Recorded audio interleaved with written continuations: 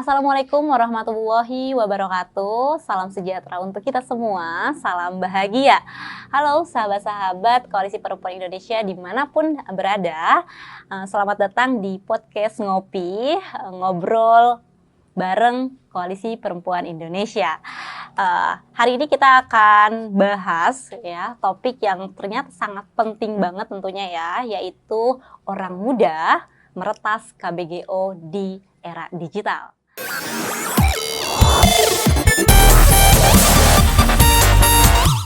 Nah, apakah teman-teman Koalisi Perempuan Indonesia dan teman-teman di manapun berada itu tahu tentang apa itu KBGO ya? Dan tentunya juga saya Imelda Islamiati dari Koalisi Perempuan Indonesia juga tidak sendirian. Aku juga bakalan ditemenin oleh narasumber kita pada malam hari ini. Oke. Halo Kak Fani. Halo Kak Melda. Ya, terima kasih udah kasih aku kesempatan. Pada kesempatan kali ini kita ngobrolin soal KBGO yang trennya tuh lagi seru banget, lagi hype banget sebenarnya diobrolin. Jadi kita bisa diskusi hari ini. Oke, ya. Jadi teman-teman, Kak Fani ini dari kelas muda ya. Aduh, jadi nginget Koalisi Perempuan Indonesia. Iya. Kak Fani terima kasih ya sudah menyempatkan waktunya untuk berdiskusi bersama teman-teman Koalisi Perempuan Indonesia ya. Nah, Kak Fani gimana nih kabarnya hari ini? Aku hari ini baik banget. Hari ini Jakarta rada hujan dan gerimis-gerimis dan mudah-mudahan ini tidak mengurangi semangat kita untuk diskusi pada hari ini. Iya, kita sama-sama sedang pakai pakaian monokrom ya. Betul. Ternyata. Oke. Oke, Kak Fani. Nih, Kak Fani, kalau misalkan kita berbicara tentang kekerasan berbasis gender online ya Kak Fani ya, kira-kira kekerasan berbasis gender online itu apa sih Kak Fani? Dan boleh dong ya nanti teman-teman juga tahu ya dan diceritakan lah ke sobat-sobat Koalisi Perempuan Indonesia bahkan juga kepada publik secara luas tentunya.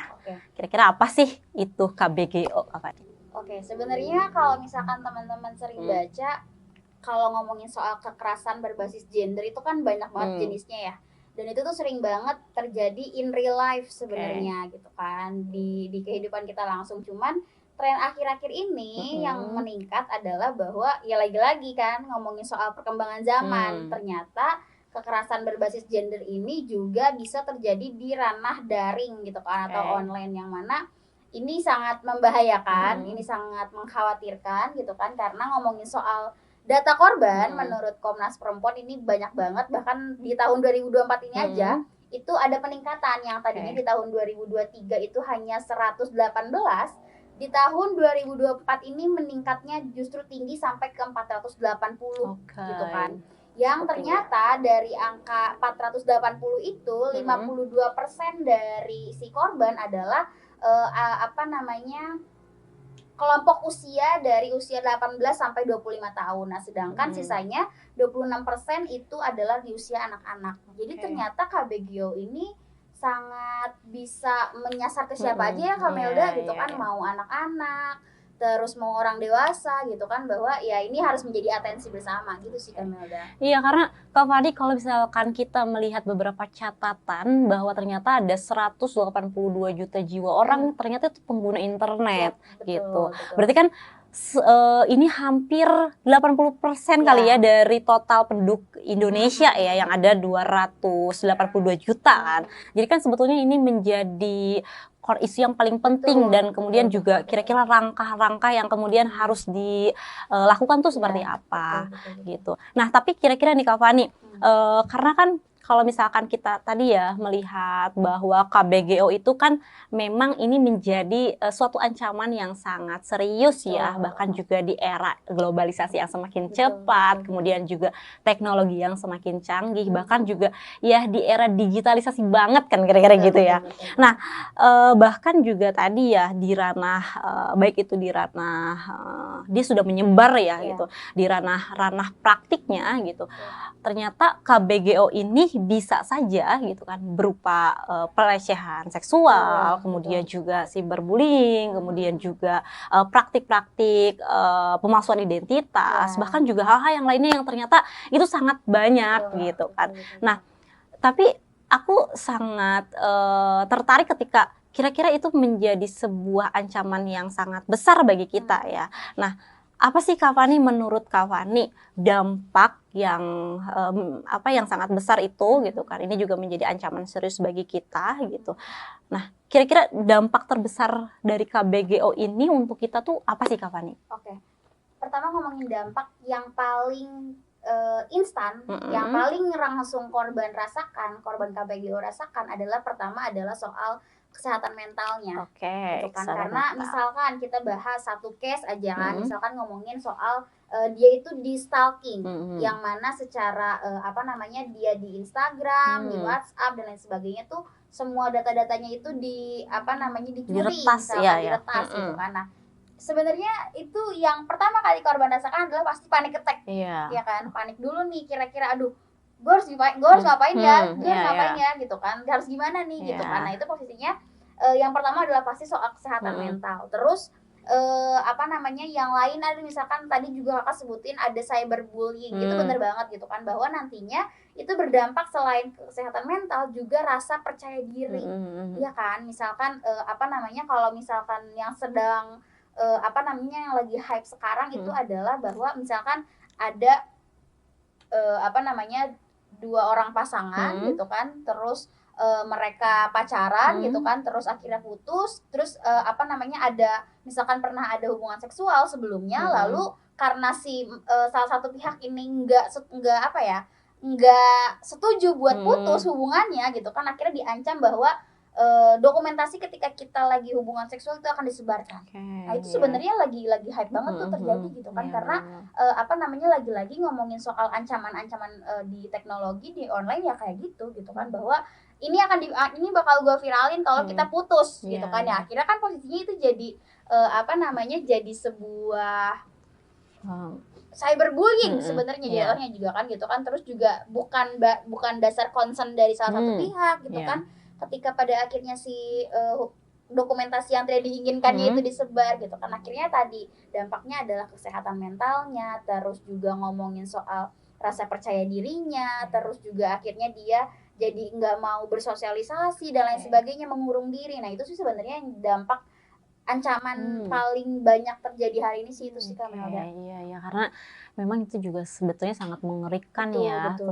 Gimana caranya hari ini bahwa ya kita memang harus memiliki digital safety gitu ya, betul. Bahwa ya ternyata ini sangat penting dan sangat krusial gitu kan, bahwa aturan-aturan ini harus benar-benar ketat gitu ya. Dan juga lagi-lagi sih kita harus sadar bahwa hari ini kita perlu menjaga rekam jejak kita, jejak digital kita gitu kan, karena ya tadi banyak kesempatan para hacker dan lain sebagainya untuk men-tracking gitu kan, terus juga mencuri data-data kita. Ya pokoknya intinya ya kesadaran akan keamanan digital itu sih pentingnya. Penting ya. Betul. Nah kalau kayak gitu Kak Fani, kira-kira ada nggak sih pengalaman gitu kan, baik itu pengalaman pendampingan, pengalaman advokasi dari teman-teman kelas muda gitu kan, khususnya juga dalam menangani kasus-kasus KBGO ini kira-kira gitu? Nah, kalau misalkan ngomongin soal advokasi kasus, sebenarnya teman-teman kelas muda itu beberapa juga ada yang pernah bercerita, karena di kelas muda itu kita punya kebiasaan setiap bertemu forum teman-teman kelas muda pasti kita membuka ruang aman. Seru ya. Seru banget gitu kan, karena pada akhirnya teman-teman anggota kelas muda saling bercerita dan bertukar pengalaman. Nah, salah satu teman kami di kelas muda bercerita bahwa dia pernah mengadvokasi kasus KBGO yang mana itu terjadi pada temannya sendiri gitu kan. Jadi dia punya semacam flash disk sebenarnya. Flash disknya itu punya dia pribadi gitu kan. Tapi akhirnya ketika si flash disknya itu dipinjamkan ke temannya, dokumen pribadi dia termasuk foto-fotonya dia, foto-foto pribadi gitu kan, yang ya mungkin concern dia pengen foto dilihat orang itu pakai kerudung, tapi disalahnya ada foto dia tidak pakai kerudung misalkan gitu ya, ada di flash tersebut. Nah itu justru akhirnya diambil oleh orang yang tidak bertanggung jawab gitu kan, entah ke siapa dia minjemin flash disknya gitu kan, yang akhirnya si foto-foto itu tuh disalahgunakan gitu kan. Terus juga kan sekarang ngomongin soal media sosial tuh kan banyak banget akun-akun fake ya, Iya, iya. yang pada akhirnya foto-fotonya itu dipakai buat Iya, penipuan, betul, terus betul. juga foto-fotonya juga dipakai buat hal-hal yang tidak diinginkan lah gitu kan. Bahkan hari ini ngomongin AI ya kan, AI Udah itu bisa menyerupai kayaknya itu kan, udah jadi kayak meresahkan banget gak sih iya, AI gitu benar. kan, karena dengan segala kemudahan dan kecanggihannya Iya. justru malah berbanding terbalik Iya. secara Bahkan fungsi. dianggap menjadi second akunnya Betul, seorang tersebut betul, ya betul, gitu. gitu kan. Jadi akhirnya ya tadi lagi-lagi ngomongin soal AI juga kan, ini harus perlu ada pakem gitu kan untuk etika penggunaan AI itu kayak apa sih gitu kan. Jadi ya tadi terus juga balik lagi nih ke cerita yang tadi teman aku yang pada akhirnya dia meminta kepada si orang yang menyebarkan karena pada akhirnya ketemu gitu kan untuk berhenti melakukan itu. Jadi ya itulah teman-teman, jadi kita juga harus menjaga keamanan digital tuh kayak gitu gitu kan, mana yang bisa kita share, mana yang tidak, terus juga mana dokumen pribadi, mana yang tidak, mana yang perlu dikunci, mana yang tidak kan gitu kan. Jadi ya itu sih kesadaran itu sih. Kepekaan terhadap keamanan digital. Ternyata hari ini ngomongin kekerasan berbasis gender, perempuan itu bukan hanya harus merasa aman di lingkup sosial, tapi juga di lingkup online juga itu harus ada gitu kan, bahwa kita saling menjaga gitu kan, akhirnya itu juga kita menjaga diri sendiri gitu. Jadi ya itu tadi ngomongin soal kekerasan berbasis gender, akhirnya harus saling jaga, mau in real life atau online gitu kan. Iya, kayak gitu sih, jadi kayak bener-bener harus lebih ekstra betul, ya sebagai perempuan, betul. karena dia jadi double Betul juga gitu. banget, Jadi betul harus memiliki kebijakan yang ternyata ya ini benar-benar menyasar gitu kan, inklusif lah, setara untuk semua orang gitu, baik itu perempuan, kemudian juga laki-laki, bahkan ya kaum rentan lainnya gitu terkait keamanan digital ini ya Kak Fani ya. Baik. Nah, Kak Fani, kita lanjut nih. Nah, kira-kira nih untuk strategi gimana sih caranya buat menghentikan si kekerasan berbasis gender online ini yang ternyata semakin hari semakin betul-betul mengkikis banyak hal gitu kan. Nah, kira-kira bagaimana sih kita melakukan kesadaran, melakukan edukasi, bahkan juga salah satunya juga support dan mendukung kepada korban KBGO ini ya Kak Fani, karena ya tadi baik itu di beberapa platform media yang ternyata semakin banyak dan semakin berkembang. Nah, kira-kira gimana tuh solusinya Kak? Nah benar, jadi yang pertama harus digarisbawahi adalah ketika ngomongin soal strategi untuk menghentikan KBGO adalah kita aware pada keamanan digital diri kita sendiri gitu kan. Tadi kita harus aware sama keamanan digital, terus juga kita harus menyadari bahwa kita punya rekam jejak gitu kan, jejak digital dan lain sebagainya, itu perlu banget dijaga menurut aku gitu kan, karena ya tadi lagi-lagi kita nggak pernah tahu pada di kemudian hari teknologi akan secanggih apa gitu kan. Jangan sampai jejak digital kita justru malah merugikan diri kita sendiri, itu yang pertama. Terus yang kedua adalah, ini kan tadi kalau ngomongin individu ya, nah sekarang kan kita ngomongin sebagai makhluk yang sosial, yang berkelompok gitu kan. Nah ada baiknya juga teman-teman untuk melakukan kampanye digital sebenarnya gitu kan. Nah jadi kampanye digital ini kan banyak banget metodenya ya. Kita bisa share di Instagram, di TikTok gitu kan, terus juga di Facebook dan lain sebagainya dengan audiens masing-masing. Karena hari ini ngomongin soal media sosial tuh punya audiens masing-masing kan Kamelda gitu kan. TikTok ini audiensnya siapa, Facebook tuh kayak katanya ibu-ibu bapak gitu kan. Jadi ya itulah, jadi kita bisa menyesuaikan kampanye digital seperti apa yang cocok dengan audiens kita gitu kan.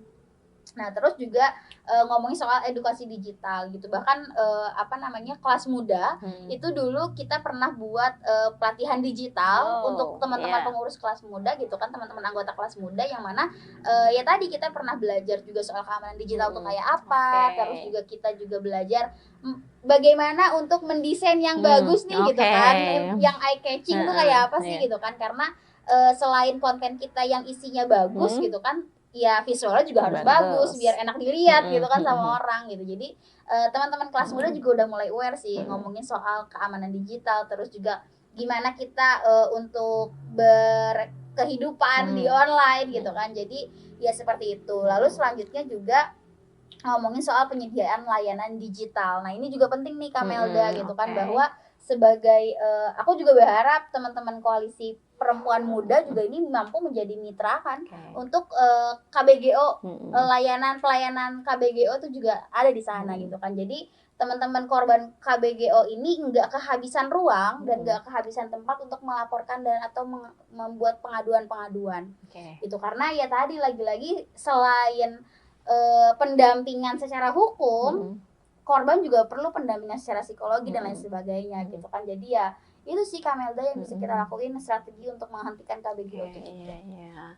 Tapi memang tadi ya menarik bahwa hari ini kan kita kadang suka kebingungan melaporkan kemana, arahnya gimana, bahkan juga tidak semuanya juga langsung tereksekusi secara cepat kan kira-kira gitu. Karena ya banyak banget lah gitu yang harus kemudian dilakukan. Nah kira-kira nih Kak Fani ada nggak jalan singkat untuk kemudian kita bisa melaporkan KBGO itu gitu, bukan hanya kemudian tadi ya hanya sekedar melaporkan kemudian selesai gitu, tapi juga ada beberapa antisipasi yang kemudian harus dilakukan. Kira-kira gimana nih? Nah, antisipasi yang dilakukan tadi adalah yang tadi sempat kita bahas bahwa kita aware sama keamanan digital kita gitu kan.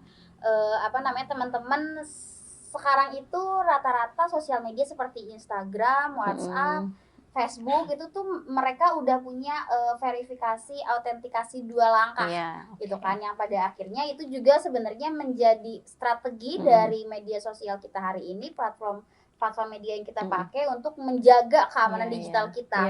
Itu bisa jadi antisipasi kan sebenarnya yang pertama. Lalu yang kedua, kadang kan kita suka kebingungan ya kemana sih harus melapor gitu kan. Nah teman-teman sekarang udah banyak sih platform pengaduan gitu kan. Komnas Perempuan itu buka platform pengaduan, di websitenya ada, terus juga hotline-nya mereka punya gitu kan. Jadi itu menurut aku udah bisa jadi 911 banget nih gitu kan. Ketika kita jadi korban, ya bener, ketika kita jadi korban kita harus kemana dan ngapain, ngubungin siapa gitu kan. Dan selain Komnas Perempuan juga ada NGO atau organisasi-organisasi yang memang fokus pada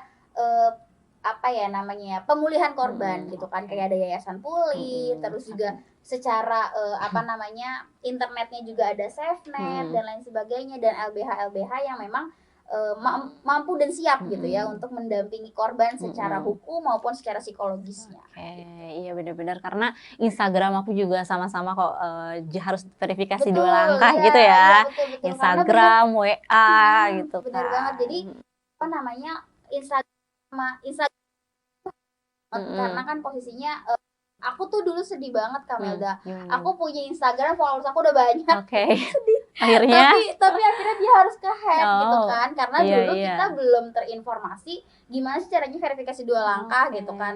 Nomor WhatsApp-nya yang nomor untuk di kontaknya yang mana gitu kan, emailnya yang mana gitu. Akhirnya ya udah aku harus mengikhlaskan Instagram gitu. Ganti ulang gitu kan, harus nge-build lagi dari awal gitu sih.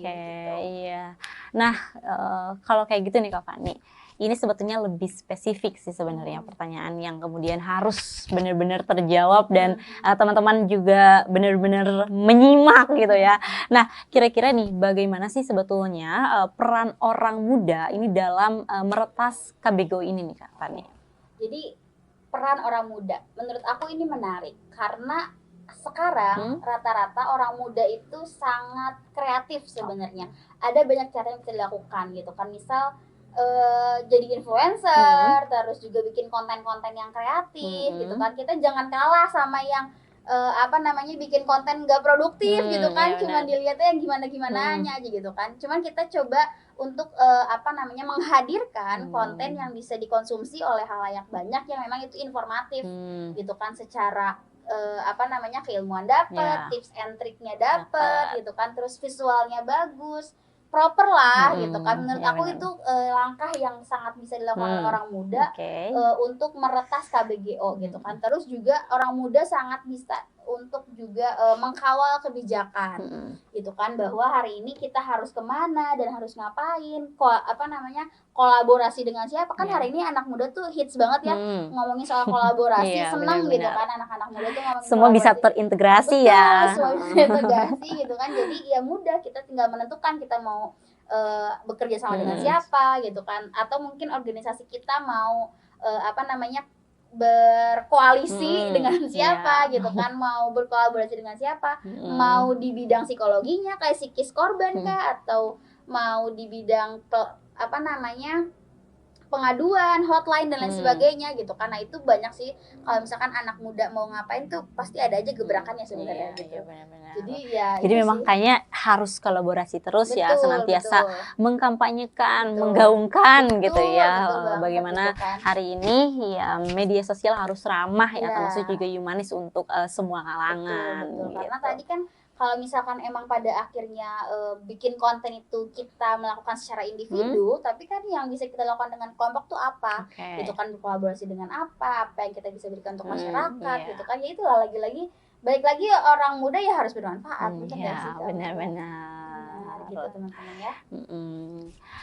Oke, tadi ya kayaknya udah terjawab nih, banyak hal yang terjawab. Tetapi sebetulnya lebih pengen secara konkret nih. Kira-kira langkah konkret apa sih biar anak-anak muda itu terlibat aktif, kemudian juga anak-anak muda itu benar-benar senantiasa tadi ya berkolaborasi, berintegrasi, kemudian juga sama-sama mengkampanyekan hal-hal yang kemudian sangat mendasar, apalagi juga di era teknologi yang semakin kencang gitu kan, globalisasi yang semakin cepat banget gitu, apalagi juga di beberapa negara sudah bukan lagi point for our zero ya, tetapi juga ternyata sudah 6.0 gitu ya, bahkan juga di sini kayaknya masih berapa nih, 5.0 atau 4.0 gitu ya, gitu. Benar-benar. Jadi kalau misalkan ngomongin langkah konkret sebenarnya teman-teman, anak muda lagi-lagi ngomongin soal kreativitas sebenarnya gitu kan. Ada banyak teman-teman muda, orang muda yang bisa dilakukan gitu kan, baik secara individu maupun kelompok gitu kan. Jadi kalau tadi yang kita bahas bahwa ngomongin soal individu, gimana caranya kita untuk bisa menginfluence orang lain gitu kan melalui konten kita yang kreatif dan lain sebagainya. Terus juga ngomongin secara kelompok. Nah, orang muda ini nih banyak nih kreativitasnya, gebrakannya gitu kan. Mau ngapain secara kelompok justru lebih mudah menurut aku gitu kan. Karena pada prinsipnya kalau sendiri itu mungkin lebih cepat, tapi kalau berkelompok itu kan lebih bermanfaat sebenarnya gitu. Jadi ya langkah konkretnya tadi juga kita udah bahas bareng-bareng gitu kan, bahwa kita bisa bikin konten, kita bisa bikin kolaborasi dengan kayaknya harus sering-sering kolaborasi gitu di Instagram, karena kan ternyata selain kemudian jangkauannya lebih luas dan followersnya juga lebih banyak dan like-nya juga ya. Iya, benar-benar. Jadi dengan adanya fitur kolaborasi di Instagram, menurutku itu justru jadi peluang teman-teman muda juga untuk bisa berkolaborasi dengan orang lain di sosial media gitu kan, bahwa ya hari ini teknologi kita mulai melek bahwa kita udah bisa berkelompok nih untuk menginfluence orang lain, gak hanya kita gitu kan. Jadi ya menurut aku itu kolaborasi itu oke banget harus bareng-bareng ya. Harus bareng-bareng terus intinya gitu. Oke, Kak Fani, karena memang aku juga sangat tertarik ya berbicara tentang KBGO gitu, karena semua orang sangat mudah dalam mengakses gitu, bahkan juga dalam ancaman-ancamannya juga ternyata sangat serius. Tetapi memang perlu yang kemudian kita lakukan adalah bagaimana hari ini gitu kan digitalisasi kita benar-benar kayak safety banget gitu, karena yang ngerasa banyak banget gitu, kayak misalkan tadi ya akun-akun account, kemudian juga dan itu juga bisa dilakukan oleh foto-foto kita gitu kan, dan jejak digital juga ternyata sangat mempengaruhi, itu kan ternyata sangat menyebar luas gitu. Bahkan juga ternyata banyak juga teman-temanku yang ternyata ya mengalami hal yang serupa gitu, misalkan Instagramnya harus ke-hack tadi ya, kemudian juga WA-nya harus benar-benar ke-hack, berarti kan itu ternyata sangat lebih canggih juga gitu kan situasi itu gitu. Oke, teman-teman Koalisi Perempuan Indonesia, ternyata ngobrolin perempuan, ngobrolin KBGO itu tidak akan ada habisnya ya, dan tentunya juga sangat begitu kompleks dan bahkan juga nggak kerasa ya. Nah, Kak Fani, coba dong kira-kira sampaikan kepada teman-teman pemirsa yang sedang menonton gitu ya podcast kita, kira-kira apa nih harapan dari teman-teman kelas muda gitu kan untuk kemudian meretas kekerasan berbasis gender online ini gitu kan di era-era digital ini. Nah, bagaimana sih apa yang harus dilakukan oleh pemerintah dan pemangku kebijakan, bahkan juga para korban KBGO, bahkan juga ya kepada jaringan-jaringan perempuan untuk kemudian kita senantiasa mengkampanyekan itu. Oke, pesan aku sebenarnya nggak banyak. Aku ingin mengajak teman-teman untuk ayo mari bersama-sama kita menciptakan ruang media sosial kita yang aman. Gitu kan, ruang media sosial kita yang memang tadi disebut bahwa ruang media sosial yang humanis gitu kan, bahwa bisa untuk memanusiakan manusia, terus juga bisa untuk memberikan banyak manfaat gitu kan, terus juga untuk pesan aku untuk memangku kebijakan bahwa harus ada kebijakan atau aturan yang pakem ngomongin soal sosial media hari ini gitu kan, karena banyak anomali sebenarnya Kak Melda gitu kan di sosial media kita gitu kan, jadi itu juga harus ada kebijakan yang tegas gitu kan. Terus juga kalau misalkan untuk teman-teman muda, ayo kita bikin konten yang oke gitu kan. Aku ngajak buat teman-teman untuk bikin konten yang oke, terus juga kita manfaatkan sosial media kita sebagai ruang belajar untuk diri kita dan untuk orang banyak gitu. Terima kasih Kak Fani. Karena rasa-rasanya sebetulnya masih banyak hal yang kemudian pengen kita ulik ya, pengen kita kupas, bahkan juga pengen kita kuliti lebih dalam nih satu-satu terkait KBGO ini ya gitu. Karena sangat semerbak dan secepat itu kan Kak Fani gitu. Tetapi nanti kita akan menikmati podcast-podcast ngopi selanjutnya di episode selanjutnya. Dan tentunya sebetulnya kawan-kawan bahwa Koalisi Perempuan Indonesia ini tentunya sangat concern dalam mendiskusikan dan bahkan juga mengkampanyekan terkait ancaman-ancaman kekerasan berbasis gender online ini, dan terutama juga bahkan di ranah-ranah digital lainnya. Nah, sebetulnya besar harapan kami bahwa ternyata partisipasi dari semua pihak, baik itu dari stakeholder lainnya ya, apalagi juga di era pentahelik ini, bahwa semua sama-sama saling berkolaborasi gitu kan. Jadi memang ini juga penting dalam meningkatkan gitu kan solidaritas perempuan untuk sama-sama melakukan langkah-langkah konkret yang kemudian harus bisa sama-sama kita kampanyekan. Bahkan juga kira-kira lebih konkretnya adalah sama-sama meretas gitu kan KBGO di era digital ini gitu Kak Fani. Iya, jadi nanti next time kita ngobrol lagi tentang part kedua tentang KBGO ya, karena sangat tertarik sekali ya ngobrolin tentang KBGO. Panjang sih pembahasan KBGO gitu. Kisah banyak banget soalnya.